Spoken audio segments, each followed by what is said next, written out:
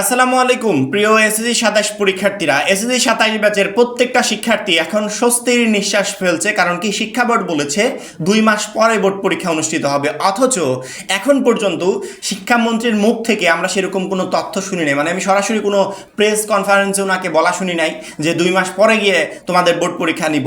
তারা জাস্ট এতটুকু নিউজ মাধ্যমগুলোতে বলেছে যে আমরা পরিকল্পনা করছি 2 মাস পরে নেওয়া যায় কিনা, তবে এই বিষয়ে এখন পর্যন্ত চূড়ান্ত কোনো সিদ্ধান্ত আসে নাই। মাত্র 250 টাকায় যারা এখনো আমাদের এসএসসি 27 টার্গেট প্লাস কোর্সে যুক্ত হয়নি, খুবই দ্রুত করো, কারণ কি আমাদের কোর্সে যুক্ত হলে পেয়ে যাচ্ছ সকল সাবজেক্টের একদম শর্টকাট সাজেশন, সকল গ্রুপের পিডিএফ আকারে বিগত 5 বছরের বোর্ড এমসিকিউ উত্তর সহ পিডিএফ আকারে, প্রত্যেকটা সাবজেক্টের প্রত্যেকটা চ্যাপ্টারের চ্যাপ্টার ওয়াইজ জ্ঞানমূলক অনুধাবনমূলক প্রশ্ন উত্তর পিডিএফ আকারে। এছাড়া এসএসসি পর্যায়ের সবচেয়ে কঠিন সাবজেক্ট গণিতের অভিজ্ঞ শিক্ষক দ্বারা তৈরিকৃত চ্যাপ্টার ওয়াইজ দুর্দান্ত সব রেকর্ডেড ক্লাস, গ্রামার অংশে শর্টকাট টেকনিক ও দুর্দান্ত সব রেকর্ডেড ক্লাস, লিখিত অংশে শর্টকাট টেকনিক ও দুর্দান্ত সব রেকর্ডেড ক্লাস, পড়াশোনার রুটিন, এ প্লাস গাইডলাইন এবং ফাইনাল পরীক্ষা পর্যন্ত ফুল সাপোর্ট থাকছে মাত্র এই 250 টাকার কোর্সে।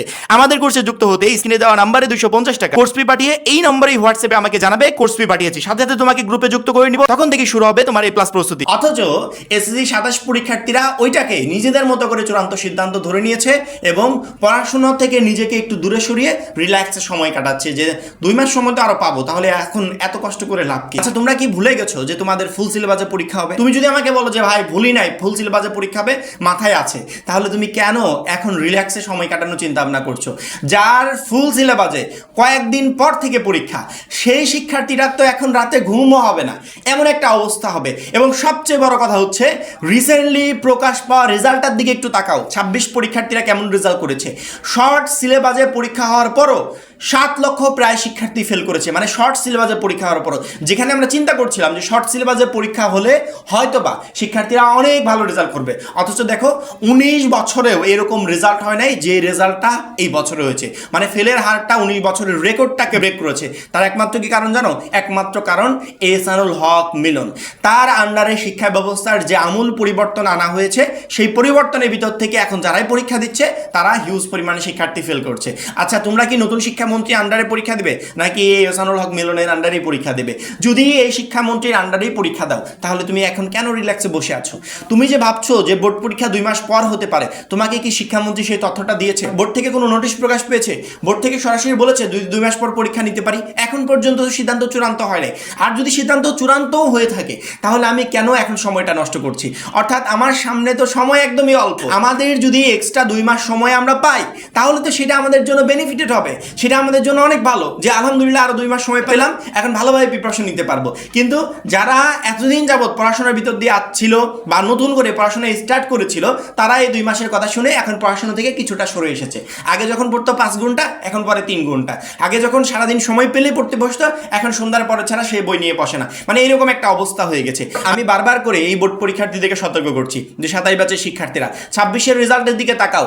ওইটা যদি আমাদের জন্য সতর্কবার্তা না হয়, তাহলে আমি কখনো আমার 27 পরীক্ষায় ভালো রেজাল্ট করতে পারবো না।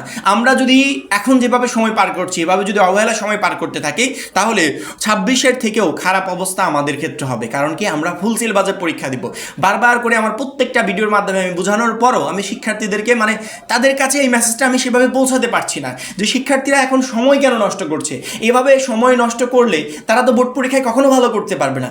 ফুল সিলেবাস তুমি কখনো পরীক্ষার আগে 2 মাসে শেষ করতে পারবে? কোনোদিনও শেষ করতে পারবে না। তোমাকে যদি এই ফুল সিলেবাস কমপ্লিট করতে হয়, তাহলে এখন থেকে শুরু করতে হবে। সামনে টেস্ট পরীক্ষা, এই টেস্ট পরীক্ষার জন্য তুমি কতটুকু প্রস্তুত? তুমি কি তোমার 100% সিলেবাস কমপ্লিট করেছো?